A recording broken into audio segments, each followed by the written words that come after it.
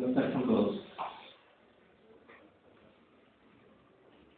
La ponencia que voy a presentar a continuación se centra en aspectos de una novela de Pablo de Olavide Jáuregui, un autor que en la actualidad, en el panorama de literatura peruana colonial, debe ser estudiado desde diversas perspectivas diferentes a las que se le ha estado dando hasta ahora, ya que a nivel de Europa, en España, se ha estado avanzando muchísimo en el estudio de su narrativa, un corpus novelístico de más de 20 novelas, que aquí en Lima, en Perú, solamente tenemos acceso a 7 de ellas, o exactamente a 6, más Teresa o el Terremoto de Lima, que es la más estudiada en Lima y que la más polémica por la dificultad de determinar la verdadera autoría de la vida sobre ella.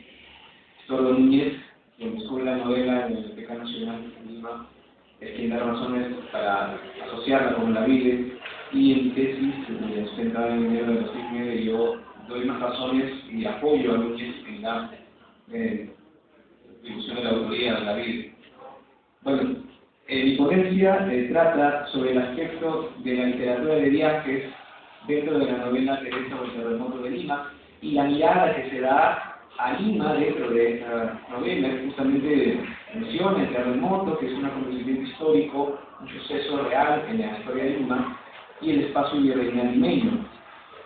Para poder exponer correctamente las apreciaciones que haré respecto a la literatura de viajes, que es una literatura vigente para el siglo XVIII y que Olavide conjuga dentro de un amplio matiz de influencias que muestra en sus novelas, adaptadas, propias, que él publica sobre todo en España.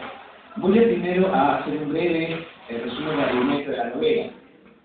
Para las personas que la han leído, servirá pues para apuntalar lo que ya conocían de la novela, y los que no habían leído el texto tal vez les va a ayudar a ubicarse mejor en la explicación.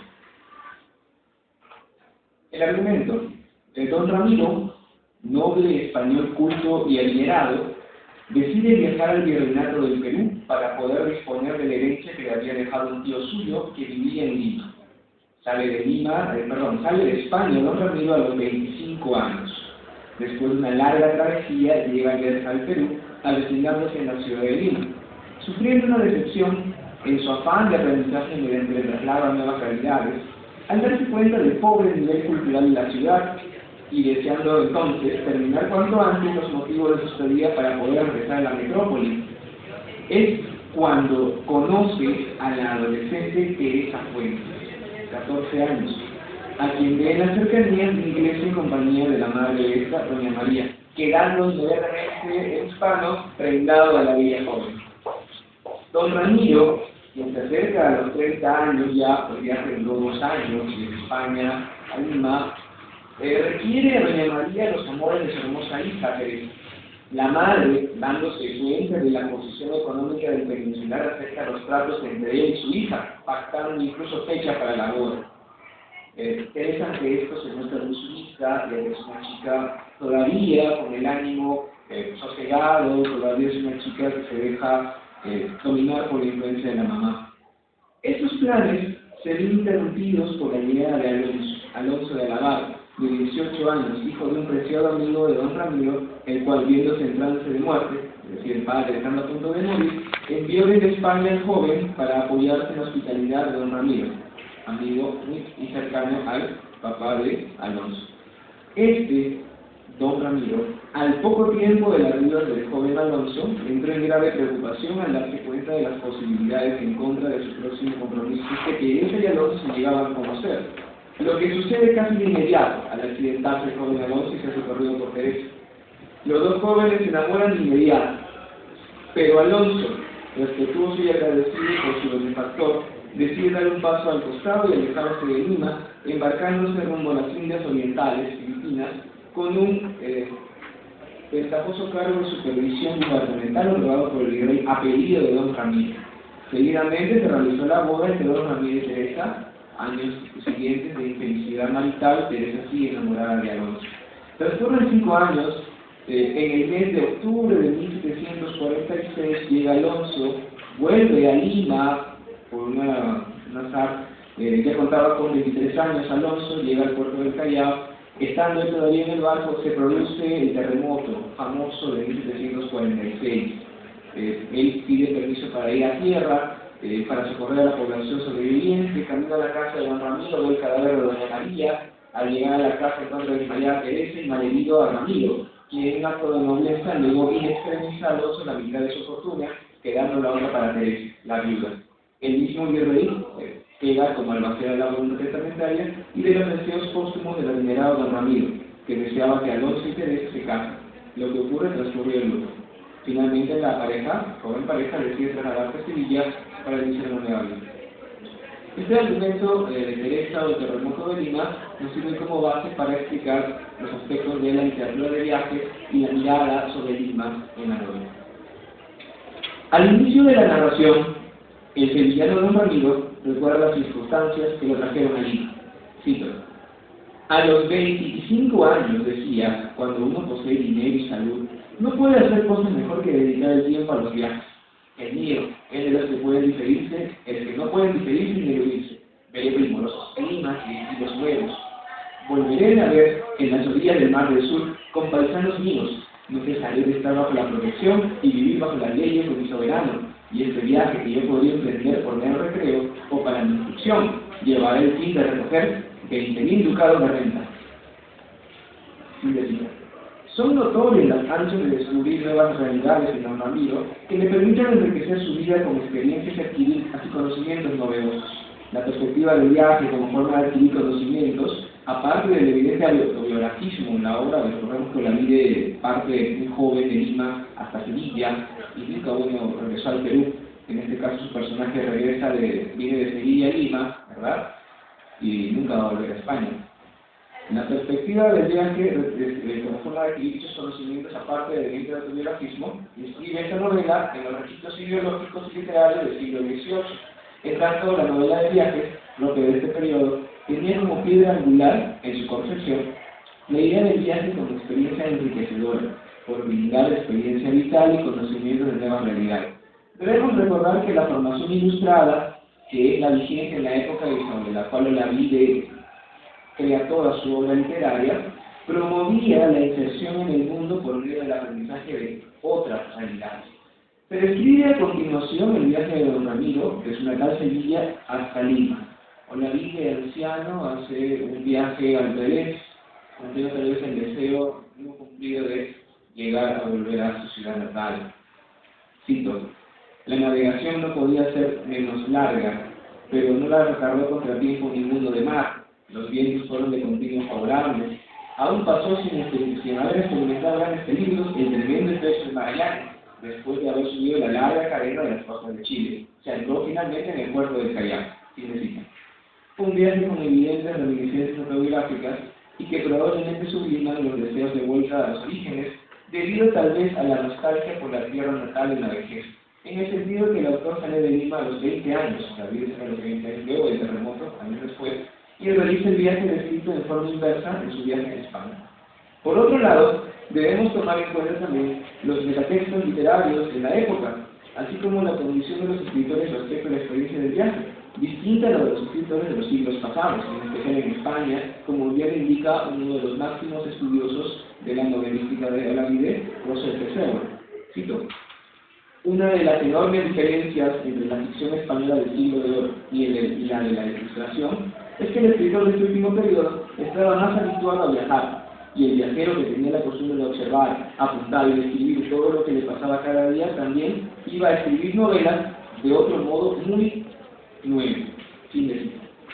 Sin lugar a dudas, Olavide proyecta en la novela su condición de viajero infatigable en la búsqueda de perfeccionar sus conocimientos por medio de la aprehensión de otras nuevas realidades siguiendo el plan educativo ilustrado en la clase alta europea de la época.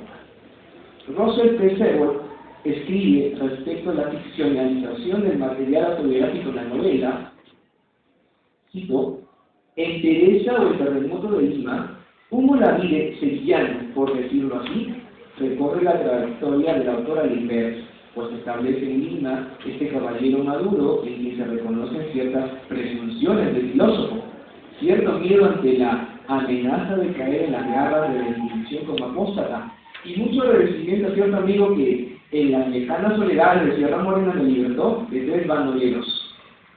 Estas partes en las que doy énfasis están encomilladas como fragmentos de la novela Teresa del Terremoto de Lima, recurriendo a la biografía de Olavide, que es funciones de filósofo, pero Olavide, como todo ilustrado, tuvo sus presunciones. La amenaza de caer en las garras de la Inquisición. Olavide fue procesado por la Inquisición, fue uno de los últimos grandes procesos de la Inquisición en España, en su caso. Y la Sierra Morena fue el lugar donde Olavide se inmortalizó hasta hoy día, con una universidad que lleva su nombre en Sevilla, ya que hizo una obra durante la reinado de Carlos III, que fue la colonización de la Sierra Morena. Estas partes de la novela, señaladas por Sebol, son evidentemente autobiográficas. En esta lejana capital muere dicho sevillano, es decir, Lima, de heridas recibidas en el terremoto que su socia real vivió, es decir, que Olavide vivió el terremoto muy joven. Olavide demuestra capacidad para elaborar su recorrido biográfico con originalidad. Sin embargo, no podemos caer en la historia inocente y ver la biografía del autor como materia prima de la novela con el fin en sí misma. Olavide, para la época que escribe esta novela, tenía demasiada experiencia como escritor y experiencia vital para caer en algo tan sencillo. Hay más allá solamente referir su vida en esta novela. En su novelística, Olavide demuestra un buen manejo de los recursos narrativos. Las referencias autobiográficas en esta novela solo sirven de pretexto para configurar la trama principal, que, como toda creación literaria de calidad, logra la aceptación del lector a partir de su capacidad de captar la atención de éste, encandilándolo con el desarrollo de los acontecimientos y la descripción de escenarios y personajes. Olavide lo sabe y vuelca sus esfuerzos a ese objetivo. Para evitar que Alonso y Teresa logren completar algún tipo de enlace, don Ramiro consigue un ventajoso nombramiento para Alonso. Cito: pasar a Filipinas y después de una larga estancia en Manila, de ir a Europa para dar cuenta al gobierno del estado de aquellas colonias asiáticas. La mención de las remotas colonias asiáticas es novedosa y significativa. El joven Alonso viajará en misión oficial y literalmente recorrerá el mundo antes de la vuelta a Lima y a Teresa, porque de las Filipinas regresa a Europa, a Sevilla, pasando por África, y luego vuelve a las Antillas y de allí lo traen a Lima contra su voluntad, eso lo veremos después. También nos muestra la perspectiva del engranaje del espacio colonial hispano entendido como una totalidad dentro del argumento de la novela, a partir de los traslados espaciales de los protagonistas. Recordemos que para la época en que la novela se escribe, el mundo hispánico abarcaba varias partes todavía de Europa, ciertas colonias en Asia, inclusive funciones en África y obviamente América Latina. Esta perspectiva amplia del mundo hispánico a nivel espacial es poco vista en la narrativa española previa al siglo XVIII. Después de 3 años de haber partido de Lima, arribó por fin a Sevilla, Alonso, desde donde escribió una carta a don Ramiro, explicando los motivos de la devolución que efectuaba del cofre de oro que le había entregado Ramiro el capitán para que se lo dé a Alonso cuando ya esté en alta mar, enviando también saludos a Teresa e indicando que se quedaría a vivir en Andalucía. La intención de Alonso es nunca más volver a Lima, ni importar a su amigo, ni tener que ver a Teresa porque la seguía amando. Sin embargo, un año después de haber vuelto a España, asume una nueva comisión estatal, donde su destino sería Santo Domingo. Aquí aparece un hecho fortuito, clave en el desarrollo de la novela. El navío de guerra en el que viajaba tenía en realidad no llegar a Santo Domingo como misión, sino una misión secreta de resguardar el mar adyacente a las colonias de los barcos sospechosos, orden secreta comunicada por el capitán una vez en alta mar, quien además indicó que haría una escala en el Callao. Noticia que, cito la novela, causó más gusto que pena en don Alonso. Tan profundamente grabada estaba en su alma la memoria de Teresa. Celebró la esperanza de volverla a ver, sin haber faltado voluntariamente a la resolución que la había tomado, y de ser recibida en el seno de su familia como un antiguo amigo cuya presencia no podía sobresaltar a ninguno. Fin de cita. Este hecho fortuito prepara el arribo original de la novela. Alonso ya pisaba los 23 años, cuando llega a navegar por segunda vez en su vida en el Océano Pacífico, aproximándose a las costas de Lima hacia finales del mes de octubre de 1746. El viaje y el azar se conjugan armoniosamente en esta novela. Otro aspecto importante de la novela lo tenemos en la mirada del viajero sobre la ciudad de Lima, que obedece ciertos parámetros que procederemos a revisar. En el inicio de la novela, cito, Poco antes de la mitad del siglo XVIII, en el año 1341, vivía don Ramiro en la opulenta ciudad de Lima, nueva capital del imperio de los Incas. Había nacido en Sevilla y no se hallaba en Perú más que para recoger la sucesión de un tío muerto en aquella tierra después de una mansión de 40 años. Fin de cita. La referencia al imperio de los Incas obedece a las convenciones de la época, ya que, como indica Marcel Velázquez, cito, conociendo la naturaleza de sus lectores, Olavide construye un narratorio seducido por el misterio y el pasado de los incas.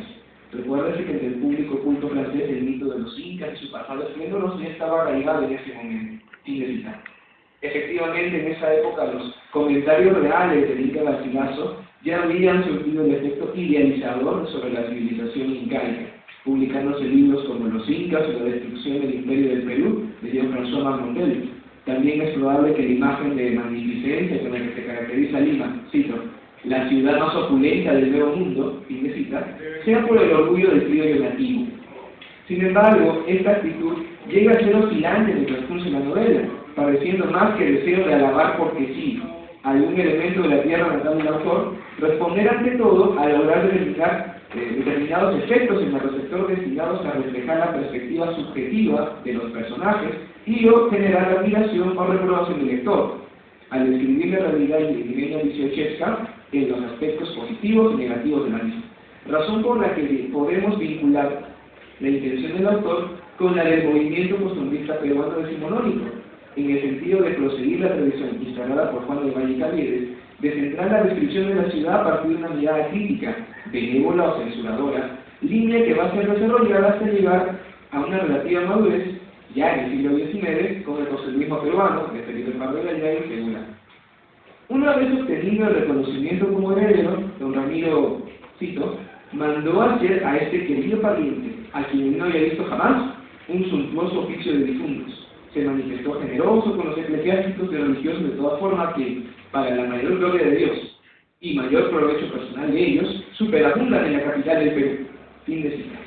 Es evidente el no tan soterrado sentido de crítica a la clase eclesiástica y su religiosidad del viejo junio, y cuya condición de clase social innecesariamente numerosa es perceptible tanto en la colonia como en la misma metrópoli. Recordemos que hubo una gran crisis a partir de la expulsión de los jesuitas, y esta crisis va a ser como respuesta el proceso que se le dé de Inquisición a Olavide, que se considera la respuesta de la Iglesia ante esta crisis. Acá en Lima, de manera ya un poco abierta, está describiendo la abundancia de eclesiásticos y se considera por los ilustrados innecesaria esta abundancia y se critica, ya no tan soterradamente en esta novela. Es uno de los factores, hay muchos más, por los cuales opino que la novela corresponde a una etapa final de la escritura de narrativa de Olavide, porque ya anciano, ya no tenía mucho que perder escribir esta novela, que inclusive queda como anónima en el principio.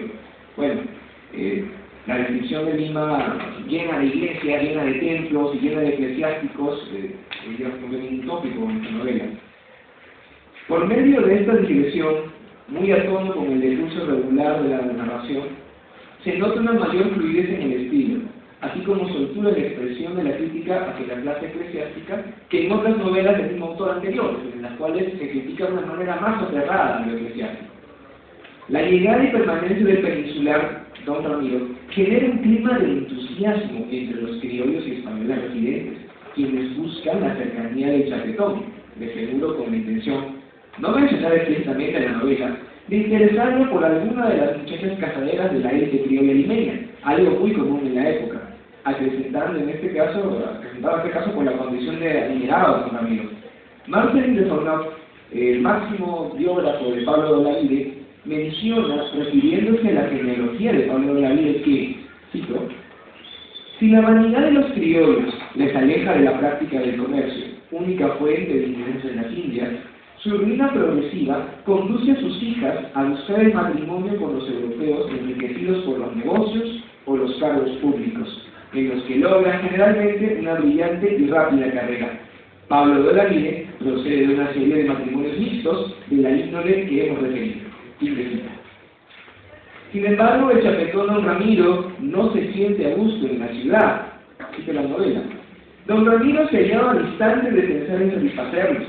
Es verdad que vivía con gran Fausto, al que sus sencillas costumbres se acomodaban bastante, pero las riquezas no eran el ningún medio de distinguirse. Muchos españoles o criollos sobresalían allí, a lo menos tanto como él. Y sucedía, no se sabe mucho cómo ni por qué, que la pompa y poder del virrey ofuscaba mucho al modesto don Ramiro. Esta aparente imagen negativa de la clase adinerada, enmarcada en una evidente referencia histórico-social, demuestra la incomodidad del personaje, que por sus dotes de intelectual sería impedida volver a Sevilla ante la sociedad materialista, llena de apariencias y carente de cultura que se le presenta, mostrando su desagrado, pero a su vez su propia petulancia. ¿Cito? No por ello se engañaba menos con un gracioso candor sobre los motivos reales que le infundían deseo de ir a mostrar su opulencia a sus deslumbrados conciudadanos. Fin de cita. Se establece una diferenciación entre riqueza y sabiduría, entendiendo la riqueza como un medio vano de lograr figuración, solo aparente, ya que es mediante el ejercicio de la razón, la sabiduría, que se logra destacar la mente. Obviamente esto marca perfectamente en los pensamientos ilustrados de la época. La novela presenta una descripción demográfico-social y geográfico-climática presentando la ciudad natal del autor, es decir, Lima, a partir de una perspectiva parcial y negativa. Cito: la ciudad era vasta, pero no bastante poblada con proporción a su extensión. El clima tenía alguna apacibilidad, pero las lluvias no refrescaban allí nunca el aire y el suelo. Admitido don Ramiro en las primeras tertulias, hacía justicia a la afabilidad de los hombres, a las gracias y a una hermosura de las mujeres, pero tantos unos como otros tenían escasa o ninguna instrucción. El juego o frívolas conversaciones no podían agradar a un sujeto ya tan instruido y habituado a pensar como don Ramiro. Fin de cita. Esta referencia poco favorable, hecha bajo una perspectiva pesimista, sirve como pretexto a los deseos de volver a España que manifiesta el chaquetón, que, cito, estaba desviviéndose por surcar de nuevo las zonas del mar Pacífico y las del inmenso océano. Fin de cita. También podemos apreciar al personaje de don Ramiro como un hombre racional y culto, a quien el entorno social, conservador y la miopía de la élite criolla molestan de sobremanera. Marcel Velázquez señala que, cito, Lima aparece como el espacio de la carencia, lo que se confirma porque, a pesar de todos los recreos milenios, don Ramiro se empieza a aburrir. Fin de cita. Se hace una crítica a la nobleza colonial, no tanto desde el punto de vista de la protección hacia el vicio, sino más bien desde su carácter tradicional, no dispuesto hacia la aprehensión de las luces del siglo XVIII, en el cual expresamente se ubica el transcurrir de la novela, lo que de algún modo equipara esta clase social colonial con su equivalente de la metrópoli. Marcel Velázquez puntualiza esta imagen producida a partir del diálogo establecido entre la descripción del personaje y el entorno donde se desenvuelve. Cito: así el espacio social y medio representado insiste en la abundancia de fuegos y sacerdotes y en la carencia de educación. Nótese los elementos del programa ilustrado, mediante la educación y el liderazgo del guía político, revertir y dominar el azar y la fe. El personaje de don Ramiro aparece configurado como hombre acaudalado y sabio. Viaja a Lima para recabar una herencia y, con la intención de estudiar a los hombres de la naturaleza. Nuevamente, la materialización del proyecto ilustrado, en el cual el viaje es una formidable operación cognitiva. El carácter tópico de esta pretensión del personaje se corrobora porque en ninguna parte de la novela se manifiesta su supuesto afán de conocimiento. En síntesis, don Ramiro posee dinero, poder y saber. Fin de cita. La lectura que ofrece Marcel Velázquez sintetiza buena parte de lo que hemos seguido observando respecto al personaje de don Ramiro. Una vez establecidas las razones que originan el deseo de alejarse de Lima en don Ramiro, el narrador realiza una digresión muy a tono con la finalidad de generar el suspenso. Cambiaron enteramente, de repente, las opiniones y planes de nuestro sabio. ¿Quién obró sin esfuerzo, sin desearlo y aún sin saberlo semejante mudanza? Una tierna doncella que apenas había llegado a sus 14 años. Fin de cita. Así arribamos al primer hecho fortuito clave en el devenir del discurso de la novela, el encuentro con Teresa. Revisemos la descripción de la joven, adoptando la focalización interna del personaje de don Ramiro a través del estilo indirecto. Cito: descubrió, cerca de la iglesia de San Sebastián, a dos mujeres cubiertas con sus mantillas. La una era anciana, pero la otra tenía visos de hallarse en la flor de la edad.